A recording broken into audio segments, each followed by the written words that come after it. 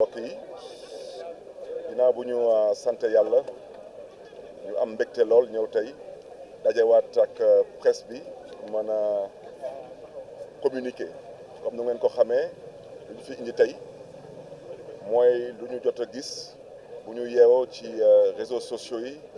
ak ci yeneen site internet yi te may njëkk a massawu d'abord voisinage bi mooy suñu dëkkandoor yi leen di massawu baax a baax leen di jaajëfe tamit ci seen taxawaay parce que xew-xew bi pour ne pas dire ñaawteef bi bu mu amee daanaka juróomu doomu aadama yi ñu ngi woon fii ci biir siège bi donc ñu ngi gërëmaat di santaat bu baax a baax le voisinage parce que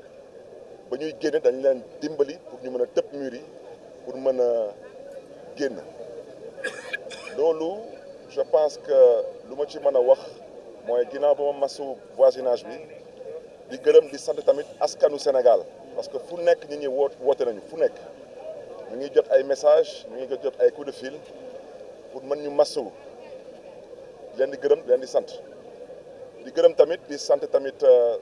suñu naataango ñu nekk ak ñun ci coalition Sàmm Sa Kàddu ak tamit di gërëm di sant intercoalition bi parce que ñëpp ñëw nañ fi tey pour masawuñu pour ñaawlu ñaawteef bu fi xew démb mbokk yi wax naa ko di ko biralaat dama ne lu fi jot a xew du leneen ginnaaw ay nit yu tiit ay nit yu jaaxle te ay nit ñu xam exactement lan mooy xew le 17 novembre dans les urnes particulièrement fii bi Dakar politique maa ngi koy waxaat yëfu gentleman la ak yëfu gentlewoman provocation bi doorul démb ci guddi ba ñuy dem Bakel pour yóbbu ndimbali coalition Sàmm Sa Kàddu gis ngeen luñ fa def jaay ñu doole daal di jël Bougane Gueye Dany def ko otage bu ñu solee suñu ay dàll ne dañuy dem Tambacounda pour nemmeeku suñu mbokk Bougane Gueye Dany ñu yebal fa ay ndaw pour continuer di ñu provoquer di ñu cokkaas yéen ñëpp gis ngeen vidéo yi man ba may nekk ci tribunal bi fa lañ ma fekk dàq ma ci biti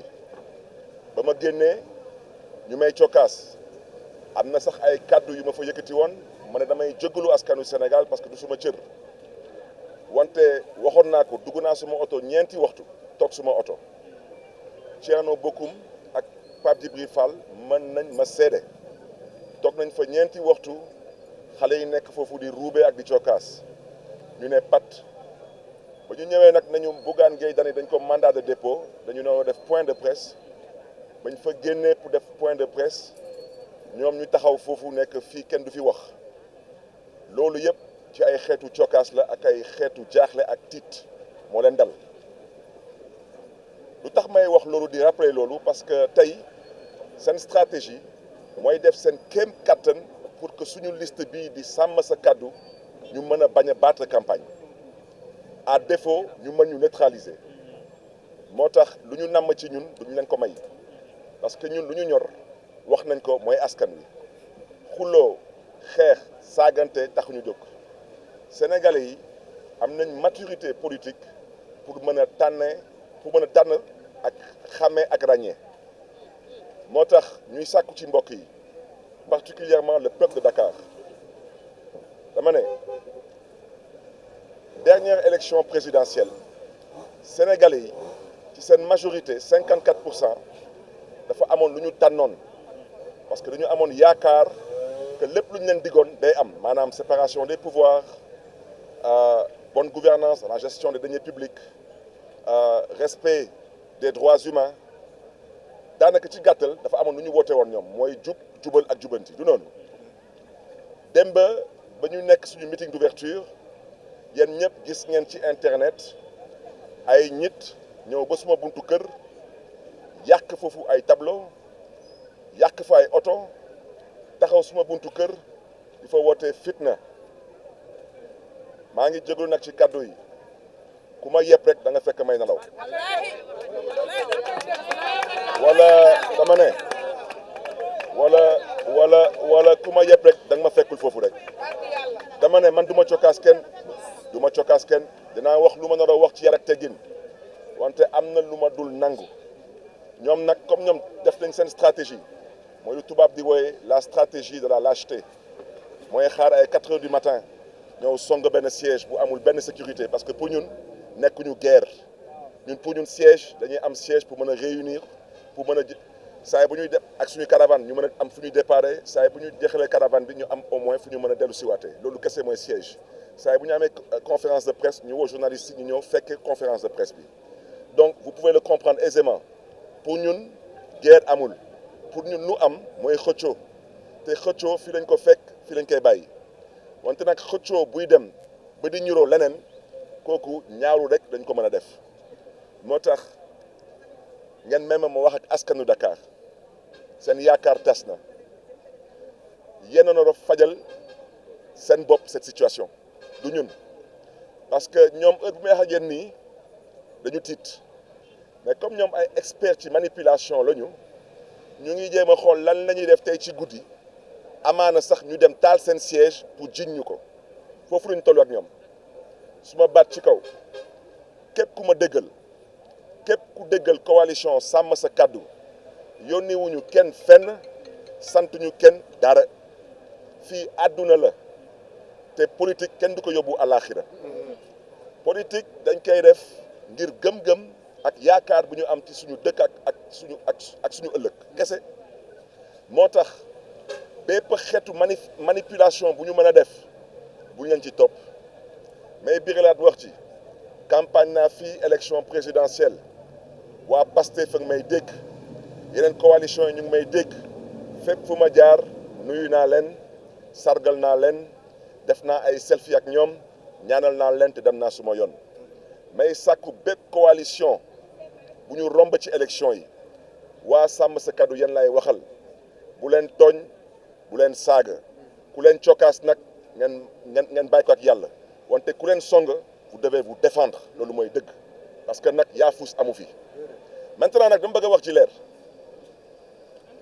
dama ne tey ci guddi laa wax ku fi jaaroon démb ba cokkaas fi nit ñi ba dem di yëkkati ay kaddu yu ñaaw su fanaanee këram tey ci guddi laa wax su fanaanee këram tey ci guddi na ngeen ko déggee noonu Sénégal séparation des pouvoirs amu fi su fanaanee tey ci guddi këram mooy ministre de l'intérieur dafa am fu mu far mooy ministre de la justice dafa am fu mu far te su ma juumut ministre de l'intérieur du militant wu Pastef su ma juumut tamit ministre de la justice du militant Pastef askanu Sénégal vous êtes devant vos responsabilités tey nag ngeen di xam est-ce que Sénégal am na séparation des pouvoirs am déet parce que lii lu fi jot a xew du délit c'est un crime ça c'est la chambre d'accusation dama bëgg a wax ci leer suñ ko defut nag na wax ci tamit leeraat mooy fii le pouvoir il n'est pas éternel ñoom dafa am ku ñu remplacer du noonu ala kulli aal bés ci bés yi tamit dina am ku leen di remplacer ils ont intérêt à traiter ce dossier parce que suñ ko traité wut ceux qui vont les remplacer traiteront ce dossier avec tout le sérieux qu'il faut on ne peut pas accepter que ci benn dëkk ay criminels di wane seen bopp di yëkkati ay baat duñ leen topp duñ leen convoqué duñ leen arrêté ñu foog ni nag loolu moom day woy mënul woy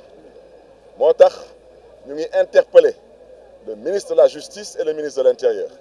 waa ji su fanaanee këram tey ci guddi ne ko ñëpp déggee noonu mooy Sénégal amul séparation des pouvoirs kon nag boo boobaa sénégalais yu fi voté woon ndax yaakaar ndax séparation des pouvoirs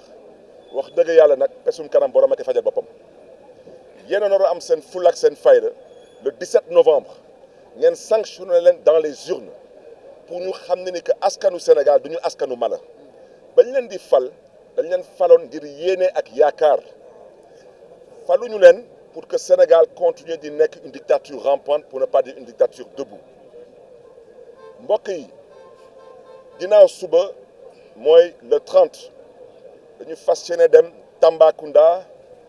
xuloo yóbbuwuñu fa xeex yóbbuwuñu fa cokaas yóbbuwuñu fa dañ fa fas yéene dem jàppale suñu xarit suñu rakk Bougane Gueye Dany qui est otage du régime actuel ci yoon bi nag ma bëgg a wax ci leer te may invité la presse nga dañu topp dinañ ñu cokkaas dinañ def lu nekk gis ngeen sax ay responsable ñu bokk ci ñoom mais ñoom ñu ngi jiitu Tambacounda pour xaar ñu Tambacounda moo tax tey ñu bëgg a insister ci xeetu injustice yooyu di sàkku nag ci askanu Sénégal dañu ubbi seen ay bët te ñu xool est-ce que lu ñu doon xeex ndax Sénégal mën a doon démocratie est-ce que Sénégal la ngi ci yoon pour doon démocratie wala est-ce que Sénégal la ngi ci yoon pour doon benn dictature rampante foofu nag lañ leen di xaaree dama ne démocratie lu la metti da nga koy faj ci kees yi ñun loolu la ñu gëm ñoom nag amaana am na leneen lu ñu gëm ñoom nag lu ñu gëm man lu ma gëm mooy askanu Sénégal gëmuñu loolu ñun lu ñu gëm tey mooy sénégalais ñu ngi xaar ci acteurs politiques yi un peu plus de sérénité ñu ànd ak dal ñu ànd tamit ak responsabilité moo tax lu fi jot a xew ci siège u taxawu Sénégal di quartier général de coalition sàmm sa kaddu du dara amul solo dañuy dolliwaat di santaat yàlla parce que kenn ñàkku ci bakkanam kenn amu ci ay gaañu gaañu kon nag loolu wax dëgg yàlla dañuy santaat yàlla ci loolu parce que mënoon na gën a ñaaw mbokk yi damay bañ a guddal di insister waat une fois de plus ngeen bàyyi xel ci luy xew ci semaine bii parce que am na ay nit yu fi def ay ñaawteef ñu ngi jéem a xool fan la ñu mën a am ay plus ou moins ay nit yu mel ni ñoom dama ne fii Dakar mokk na ba pare te xam nañ ko lu ñuy def nii defu xaleel la mooy lu tubaab di woy ay enfantillage amul benn solo te nag ñuy ñaawlu bu baax a baax a baax taxawaayu ngeen xam ne noonu na doon kilifa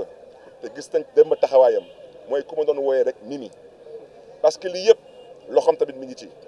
parce qu'il a un comportement violent il a un discours violent gis ngeen ko démb sénégalais ñu ngi koy xaar ci ay programme mu nekk foofu di wax ay waxu coppet ak ay waxu ñàkk fayda yu mel noonu moom ci boppam bañ ko nee coppet dugal ko ci biir juróom-ñetti weer yéen ñëpp fekk ngeen di fi jot a xew dara xew fi te ñoom xam nañ bu baax a baax lu ñuy def pour génn kaso kon nag ñooñu ils n'ont aucune leçon de courage à donner à personne ñun bokkuñu ci xeetu politiciens yi ngeen xam ne ni suñu convoqué ñu nekk di wax suñu bopp ñi metti nekk fii di wax ay suñu biir ñi metti bokkuñu ci xeetu politiciens yi ngeen xam ne suñu jàppee suñu jabar yi dañuy génn di jooy su ma jëkkër lekkul su ma jëkkër naanul ak ñoom seen ma bëgg a wax ci leer sénégalais fu ñu leen di xaar mooy ci programme sénégalais fu ñu leen di xaar mooy ci pas-pas sénégalais fu ñu leen di xaar mooy ci liggéey sénégalais dañ leen fal à 54% pas pour ngeen nekk fii di dëkk ci nekk di bëgg a nax nit ñi ak di bëgg a manipuler nit ñi ak tamit di bëgg a noot nit ñi ci violence foofu lay daanelee dañu jot ci nguur gi par la violence tey nag dañu bëgg a continuer di exercer le pouvoir par la violence kon nag aux Sénégalais de faire ce qu'ils ont à faire inchallah le 17 novembre 2024 dans les urnes.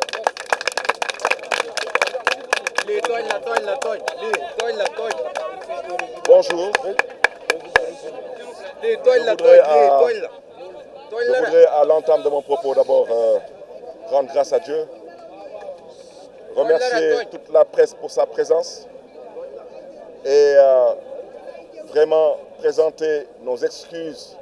au voisinage et surtout remercier le voisinage pour tout le soutien qu'ils ont eu à apporter aux 5 personnes particulièrement qui se trouvaient dans notre siège lors de cet acte criminel qui s'est produit hier nuit. Je voudrais aussi par la même occasion remercier le peuple sénégalais dans son ensemble. Nous avons reçu les coups de fil de partout. Partout dans le Sénégal, dans la diaspora, les Sénégalais et les Sénégalaises nous ont appelés pour pouvoir nous marquer une fois de plus leur soutien et nous manifester leur compassion par rapport à ce qui s'est passé hier nuit. Je voudrais dire que ce qui s'est passé hier nuit, ce n'est pas un délit. C'est un crime avec préméditation. Je voudrais rappeler que tout de même, une personne s'est permise hier d'élever la voix en disant exactement ce qui allait se passer hier nuit. Donc, l'acte est prémédité. Nous ne sommes pas en matière de délit, nous sommes en matière de crime et je pense que les chambres d'accusation servent à quelque chose en la matière. Je voudrais insister ici avec force pour dire que ces va-nu-pieds qui ont élevé hier la voix, qui ont menacé de faire ce qu'ils ont fait hier nuit, si ces personnes passent la nuit chez eux, sachez que dans ce pays, la séparation des pouvoirs n'est qu'une chimère. Je le dis et je le répète avec force. Ce petit va-nu-pied qui s'est permis hier d'élever la voix et de menacer des gens, s'il passe la nuit chez lui, sachez que le ministre de l'Intérieur est partisan et sachez que le ministre de la Justice est dans un esprit clanique. Parce que dans une république qui se respecte, cet individu, à l'heure où nous parlons, aurait dû être dans les locaux ou de la police ou de la gendarmerie. Je viens de voir, en venant ici, un camion de police stationné ici. Je voudrais leur dire qu'on n'a pas besoin de leur sécurité. Parce que ce qu'ils n'ont pas pu faire hier, ce n'est pas aujourd'hui qu'ils vont essayer de le faire. Je voudrais aussi rappeler à l'endroit de l'opinion nationale et internationale que nous avons affaire à des manipulateurs hors pair. À l'heure où je vous parle, ils sont apeurés, mais je souhaiterais les rassurer. Il n'y aura aucune vengeance et il n'y aura aucun acte de représailles allant dans leur sens. Il n'en est pas question pour nous. Nous ne tomberons pas dans leur piège. Aujourd'hui, ils ont comme stratégie la transhumance. Vous avez vu, ils ont décroché un responsable politique de chez nous qui était déjà investi sur nos listes. Ils ont, entre autres, comme stratégie, ils ont la prise d'otages. Vous avez peut-être pu constater qu'un d'entre nous est actuellement en prison à Tambacounda sur la base d'aucun motif valable. Ils ont aussi comme autre stratégie de nous provoquer et de nous inviter à descendre dans les égouts avec eux, ce que nous ne comptons pas faire. Leur seul objectif, c'est de déstabiliser et de démanteler la coalition Sàmm Sa Kàddu, qui est leur opposition naturelle, et ils en sont conscients, jusqu'au point d'aller pour choisir un opposant qui ne peut aucunement être leur opposant. Je le dis et je le répète avec force. Mimi et son groupe n'ont pas d'autre choix que de nous faire face à travers les idées, à travers les programmes, à travers des propositions pour pouvoir construire ce pays et construire l'avenir de ce pays. Donc, qu'ils ne comptent pas sur nous pour venir les rejoindre dans leur jeu. Et je voudrais dire que ce qui va se passer éventuellement cette nuit ou dans les jours à venir, que personne ne cherche à nous indexer parce que, je le répète, la coalition Sàmm Sa Kàddu n'est pas dans la violence. Nous sommes aujourd'hui conscients que nous tenons le bon bout. Nous sommes surtout conscients aujourd'hui que le peuple sénégalais a réalisé effectivement qu'il y a eu de la manipulation, il y a eu de la tricherie et il y a eu beaucoup de mensonges qui leur a été malheureusement servi. Et aujourd'hui, je reste convaincu que le peuple sénégalais et le peuple de Dakar en particulier, ils sauront rectifier le tir le 17 novembre 2024. Parce que, entre autres, les Sénégalais et les Sénégalaises ont voté lors de la dernière élection présidentielle pour des principes et des valeurs, dont la séparation des pouvoirs. Et je ne l'ai peut-être pas dit en Wolof, mais je souhaiterais, avec votre permission, le dire en français. Je voudrais aujourd'hui m'incliner devant la mémoire de ces 83 Sénégalais qui ont perdu la vie et dire que personne ne compte sur nous pour rajouter un mort de plus à ces 83 morts. On ne le fera pas. On ne le fera pas parce qu'on considère que le peuple sénégalais ne le mérite pas. On considère que le peuple sénégalais est assez intelligent pour rectifier le tir d'une autre manière. 83 personnes sont mortes pour des principes et des valeurs, entre autres, dont la séparation des pouvoirs. Et cette séparation des pouvoirs, je vais insister là-dessus. Si cette personne passe la nuit chez elle ce soir, le ministre de l'Intérieur ainsi que le ministre de la Justice n'auront aucune crédibilité à partir de maintenant aux yeux du peuple sénégalais. Et je souhaiterais leur dire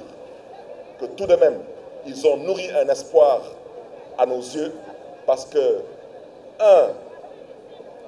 l'un est magistrat, l'autre est militaire. Et on considère que ce ne sont pas des militants du PASTEF. Ils doivent en tirer toutes les conséquences et au besoin assumer leurs responsabilités jusqu'à envisager la démission. C'est ce qu'on appelle la grandeur. Maintenant, s'ils acceptent d'être dans le parti pris, s'ils acceptent d'être dans l'esprit clanique, nous invitons les Sénégalaises et les Sénégalais, particulièrement le peuple de Dakar, à sanctionner ces comportements, ces attitudes, le 17 novembre 2024. Et je terminerai par dire qu'après-demain, nous partirons sur Tambacounda pour soutenir notre colistier Bougane Gueye Dany, victime d'une prise d'otage de ce régime. Et je voudrais dire que sur le chemin qui nous amènera à Tambacounda, nous allons être provoqués, nous allons être insultés, mais nous avons pris la décision de ne pas répondre, parce que nous refusons de répondre à la provocation. Nous considérons aujourd'hui que les Sénégalais sont assez matures pour savoir ce qu'ils ont à faire. La coalition Sàmm Sa Kàddu est une coalition qui met en avant un programme, des idées, des propositions et non autre chose. Donc, je terminerai ce propos par vous remercier et inviter tout le monde à la lucidité, à la sérénité, à la tenue, à la retenue. Et dire que ceux qui sont dans la manipulation, qui sont même capables d'aller jusqu'à brûler leur propre siège pour pouvoir nous l'imputer, je souhaiterais vous dire que nous, on leur donne rendez-vous dans les urnes le 17 novembre 2024. Je vous remercie de votre attention.